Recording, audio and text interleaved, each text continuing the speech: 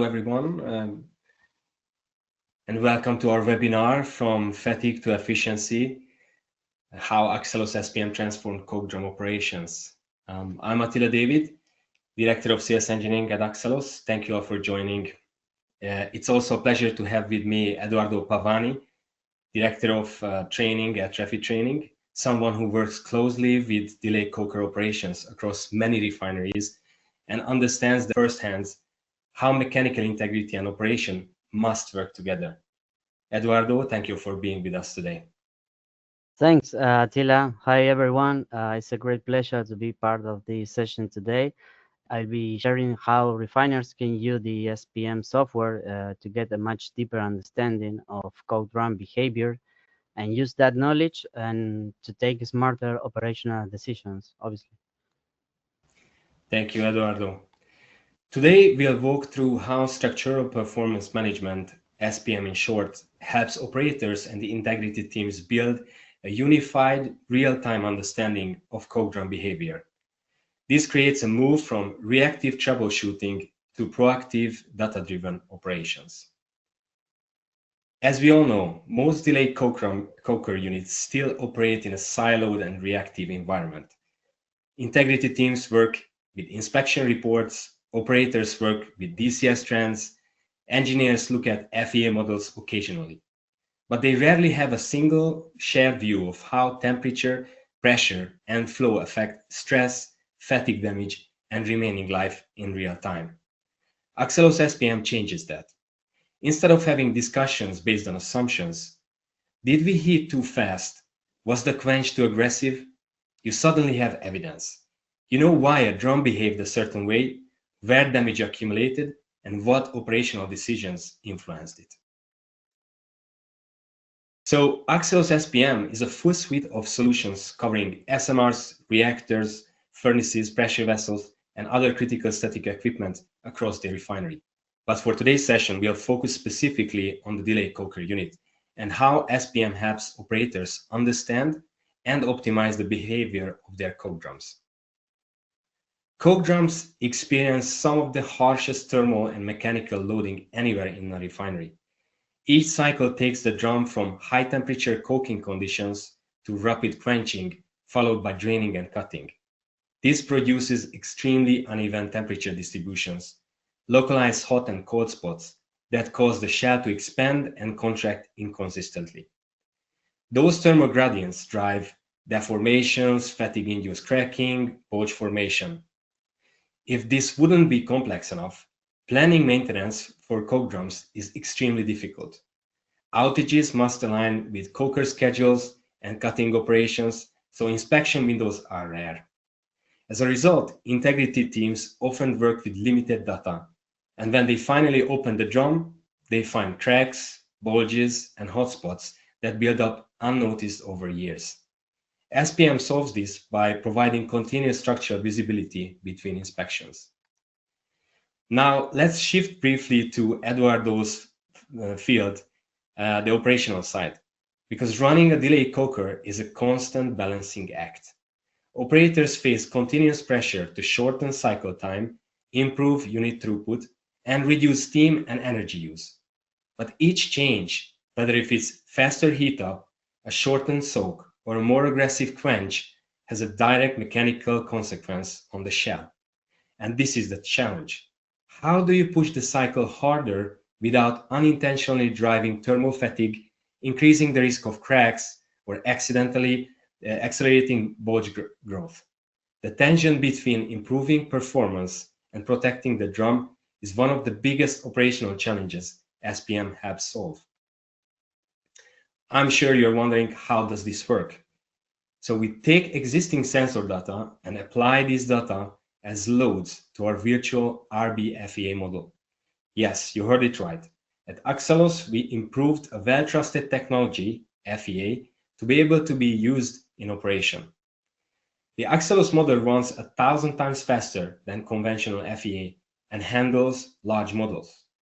This makes it possible to compute hundreds of time steps per cycle for hundreds of cycles across multiple years. The calculations are also standard compliant following API 579 assessments. This takes us from raw data to actionable structural intelligence that is visualized on an easy to understand dashboard with no manual hands-offs. Traditional tools could never handle the 600 plus time steps per cycle or the hundreds of cycles a drum sees in just a few years, but SPM does. So every cooking cycle is different, and SPM reflects that. It continuously tracks fatigue accumulation, bulge growth, crack risk, hot and cold spots. Because all assessments use the same high fidelity model, all teams finally operate from one source of truth. Now that we establish how SPM works, let's get into this discussion how these ideas apply directly to delayed coker operations. So, Eduardo, in your experience, what are the main performance goals coker operators focus on? Well, that's a good question. Obviously, maximizing the feed rate by optimizing the duration of the cycle by making the cycle shorter is one of the most important goals you can achieve. But also, delay coker units are very important unit for the refinery because they have a great consumption of energy as a steam. If you can reduce your emission during the stripping steps of the cycle, or you can reduce also maintenance costs if you try to avoid, for example, the water hammer effect during the switching from the steam to the water. When you do that, you are improving your efficiency as a matter of fact of energy, because it's really important in this kind of units to be sure that you are using the right amount or the proper amount of energy, and you are not using too much just to be conservative in a way to avoid dangerous situations. So I think that this is the most important both for coker operators, and with this software you can understand better each step of the cycle by knowing which using the more fatigue damage and which step of the cycle could lead you to worse decision making. So it's really important to understand that and to be sure which are the main goals that you can achieve using the software. Yeah, that's really good. Thank you very much, Eduardo. I talked briefly at the beginning of the main challenges coker operators face. In your experience, what are the challenges and how SPM can help? Well, that's also a good question. For example, it's a typical decision that coker operators take usually is to decide to fill their drums at the lower level beside the operational level, because they don't have enough time to complete the warming time, for example, because they had issue on the previous steps, or because they have they experienced in the past some difficulties. They don't feel reliable about the nuclear level, for example. So they decide to complete a lower filling level in their drums. It's better if you understand now that when you do that, you can expose your drum to worse situations when you are experiencing, for example, the quenching step. If you decide to fill your drum at the lower level, you will see that the water ramp at the quenching step will introduce the same amount because it's set like that. And if your drum is filled at the lower level, you will be introducing more water above the coke bed, and that direction really will go to a more fatigue damage, because that extra water above the coke bed will quench more faster that section of the drum. So the drum will behave in a badly way, and you could check when you see the reports of this software that in those cycles you will have more damage than in another typical cycle. This could help you to distinguish critical from non-critical decisions if you have to make shorter dripping step, or if you have to decide, for example, to fill your drum at the lower level. Also, it's important software to understand the hidden operational insight. When you see at the past the coke drum operations, sometimes you found a cycle that for you it was a good cycle, but now with the software you receive the report and you make a click and you see that okay, there was enough damage in the cycle, but for me it looks just pretty good. now you can have the possibility to talk to the operators that were at that step. They had problems or issues, and talk to them. Say, what did you see in that cycle? Because we had enough damage. So now you can have the possibility to discuss with your partners, with the maintenance team, the technical team, process safety team, and also could help you a lot in these situations. So it's really interesting when you think about it, because in the past you take coker decisions about the cycle based on a lot of theory, a lot of experience on your superiors, on your leaders. But now with this kind of data, you can optimize and take smarter decisions, you know. That's very good. Thank you, Eduardo. So in our teaser video, I said, let the steel speak. How can Axelos SPM be a translator so we can listen to what the code drum is telling us? You know, how SPM can turn to our partner in code drum operation. You brought us a few examples, so let's have a look at them. I think the first one Okay. is about how water levels and coke levels are affecting fatigue damage. You touched this briefly, but if you can talk about it in details, that would be great. Sure, no problem.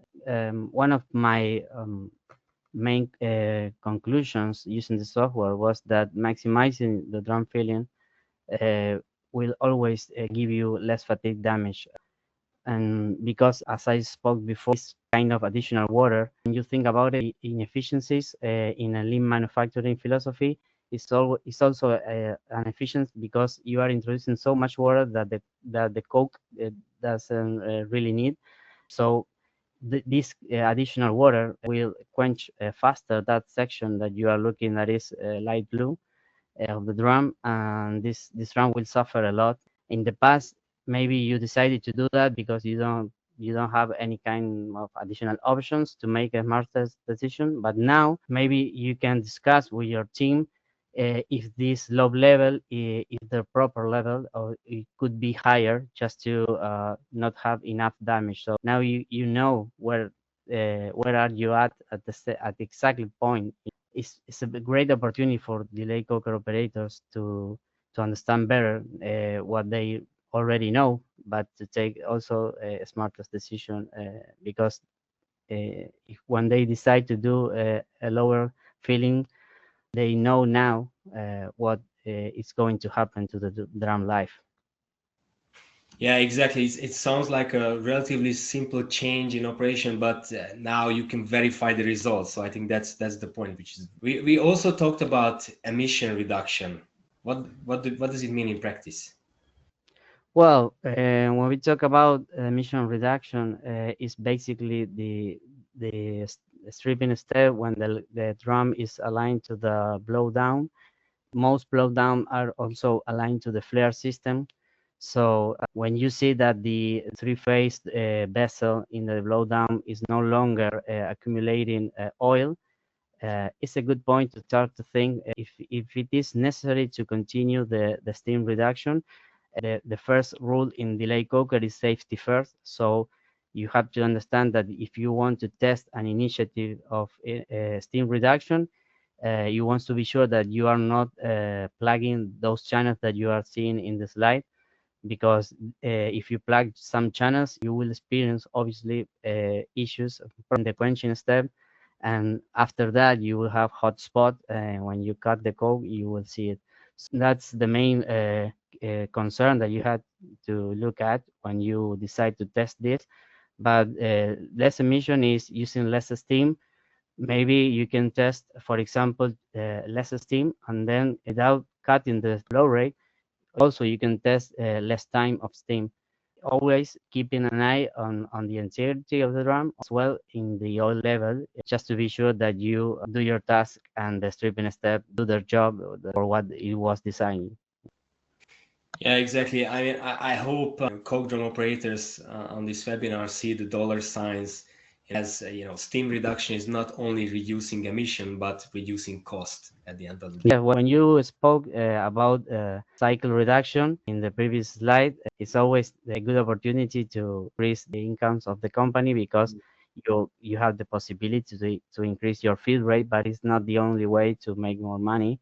you can optimize those steps of the cycle when you consume energy. Yeah, So this is the right example.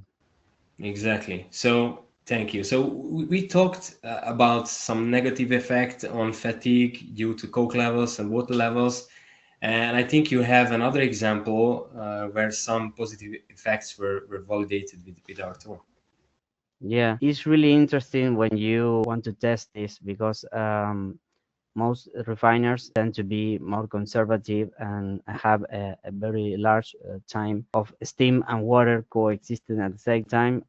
It's a critical point at the switching from the stripping to the quenching step, because if you have too much water hammer effect, you can plug some channels not free for the drum, but also it's not free for the check valves of the steam pipelines. You can break a lot of check valves if you don't pay attention to that. So you can now check this and test this reduction of the coexistence of the steam and the water, being sure that the TI that is below the SPC valve is starting to decrease, typically like 50 Celsius degrees per minute in the first 2 or 3 minutes of this situation. So when you see that, you have the possibility to make a good reduction in that timing and avoid this situation. So when we do that, you will see in the future in the reports of this software that you will experience less fatigue damage also. Yes, thank you. So um, the point I think is, if I want to summarize, is that SPM highlights which steps consume the most fatigue life, and once you see it, optimization becomes evidence based. It's not a feeling anymore. It is based on numbers. And I think the $1 million question is, how can you shorten the cycle time? I think everybody is very curious to hear this. Yeah, it's the $1 million question. Well, to achieve that goal, you want to be sure that each step is optimized not only in time but in energy. So when you reach the warming step, you can have enough time to be sure that you will be achieving the target of the skin TIs, and you can reach the hottest drum that you can ever imagine. By doing that, you can also make a reduction in the warming time when you already reach that plateau of the line. So it's very important. You can typically reduce, like for example, 15 minutes. And also another good example is when you test this software in the quenching step, for example, by starting the pressure reduction of the drum during the quenching. Typically, you do that at the 4th hour of the quenching. But if you start, for example, at the 3rd hour, you will evaporate more water, you will quench better, you will achieve lower temperatures at the old TIs of the drum. It will be no longer necessary to use the soaking time. Typically, it's like 15 minutes. What I could test, what I could see in the past was that you could sit and wait 15, 30, 40 minutes, and the ice won't decrease so much the soaking step. So if you want to quench really well your coke, you have to perform a good stripping step to have good channels, and so the water can get in really good. By doing that, you will achieve lower temperatures. Is another example how you can make a good 15-minute reduction in your cycle. If you can make the summary, you have 15 in the warming time, 15 in the soaking time. You have at minimum just 30 minutes of cycle reduction without doing so much effort, just analyzing all the situation. And it's always a good situation to remind that when you want to do that, you have to be sure that you are doing the things in a safety way. So it's good to gather all the departments together, as I spoke before, process safety, maintenance, technical. As I like to say, numbers kill passion. So when you speak with numbers with this software, and you convince people really fast, also operators. So the best way to do that is with this kind of software. Just to summarize again, so the biggest impact is knowing which cycle causing the biggest damage. So there's no longer guesswork. So then understanding what caused the damage and figuring out how to avoid it. If you Yeah. start doing this, you will see that you're extending the drum life, meanwhile shortening the cycles. I think that this is the ultimate goal. Okay, so this is sounds like a complex task, right? And we talked about how we bring different teams together. Do you feel that without SPM, would you have the same kind of conversations with other team members? I had so many examples in my mind right now. Sometimes you find out that you had in the previous cycles you had an issue, for example, in the night shift when the shift was performing the quenching step or the stripping step, and now you can know what kind of issue you have. If it was a big issue because you introduced so much damage to the fatigue life, or not. So now you can speak in a better way, and also you can start to look at how a different shift doing the task. So you can, for example, standardize operation, because you can also see, okay, that was a really good cycle because I didn't introduce fatigue damage. So what we did well in that cycle? And if you are not sure, you can speak with your operators, and they say we did that, we did that, we did that, and so you start to take notes, and so you can now talk to the other shift and say, okay, in with this shift, we have these situations. They did that. They had some kind of issue, and they made that decisions to resolve the problem. So you can now start to think which is the best way of doing your code run cycles. So I think in the future, with this kind of information, you can be sure that you will take in the smartest decisions and the safest decision also. Yes, just to explain what you can see on the screen is, we showed this graph a few times throughout the presentation, and I just want to make sure that everybody gets the explanation on what you can see on the screen. So on the bottom lower right-hand side, you can see each of the cycles, and the accumulated fatigue damage is represented by those blue bars. So if you look at this chart, you can see that which cycle is causing the biggest damage, and so you can identify those cycles. And what Eduardo just said, you can tie to those cycles to shifts, so you can talk to the people and you can find out what could have caused those big jumps in the accumulated fatigue damage. And on the top side, you can see predictions. We also do predictions based on historical usage.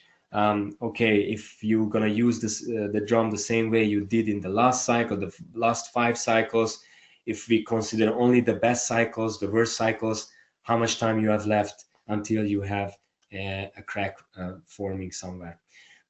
So thank you, Eduardo. We're gonna move to the Q&A session, and if in the audience you have any questions, please drop it in the chat. I'm gonna wait a few minutes, and once the questions are arriving, I'm gonna ask or read out the questions.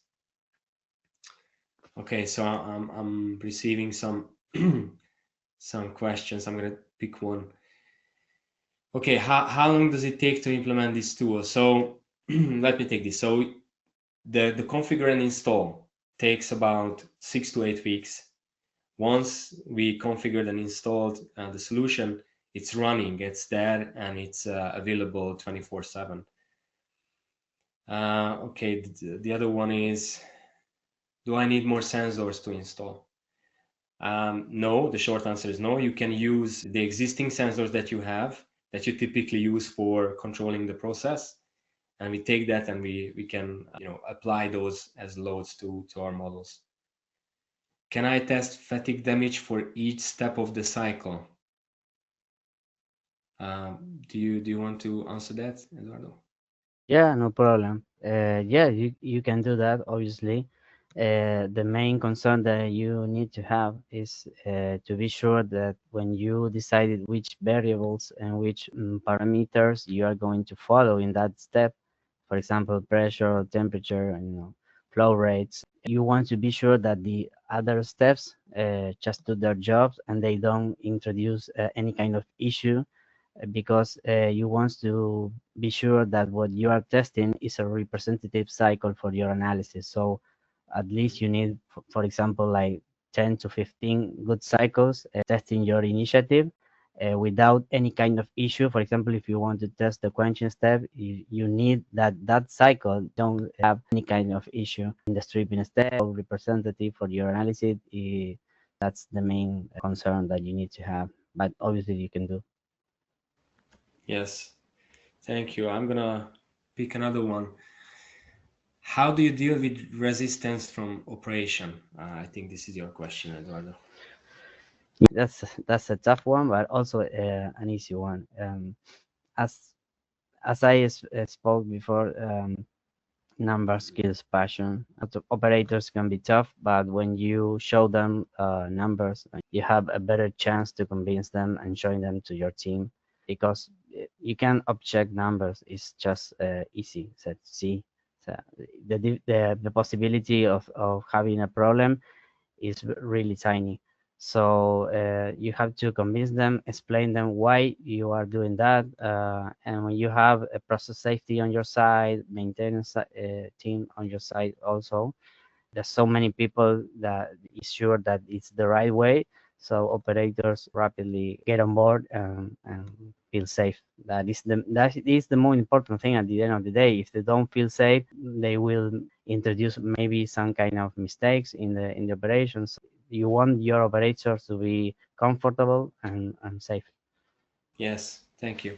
So we got a lot of questions. I'm going to read out one more. Okay. So if the question is, if the drum has been operating for several years, is it possible to perform a cumulative calculation using its operational history to determine its current condition and project its remaining life? Yes, that's one of the benefit of our solution, because we can run these calculations fast. We can run the calculation backwards. So if you keep the thermocouple readings in a pi historian, and we can use that data and run the calculations backwards, and then when the model is online, then it will consider the history of the code drum as well. So yeah, the short answer is yes, definitely we can do that. I see some questions about cracks. How can you monitor an old cracked coke drum? So we have crack assessment. So we run the fatigue calculations until fatigue accumulation or crack initiation. And once the crack is there, we switch to a crack assessment, and then we can assess how what is the maximum crack size, and so on. So we can do crack assessments after the crack is in place. I have another one. And then we can answer the questions offline as well. I just really enjoy that we have a great interaction. So can we run some hypothetical scenarios to assess the impact of cycle change on the fatigue damage or any other integrity issues? Yes. So we have these tools where you can run what if scenarios, and you can test scenarios. It is a simulation model, so you can test scenarios virtually. Yeah, very very good questions from the audience. Okay, I think we get to the end of it again. We will follow up with the answers that I'm seeing in the chat here. I got a lot of questions, so which is a good sign. But I would like to wrap this up. So thank you, Eduardo, for walking through the operational side and give us these great insights. I hope the audience get a better understanding how you can use Axios SPM in operation. And thanks all to for joining the call or the webinar. If you want to explore how SPM can support your refinery, your coke drums, feel free to reach out. And don't forget, let the steel speak, and see you next time. Thank you. Thank you.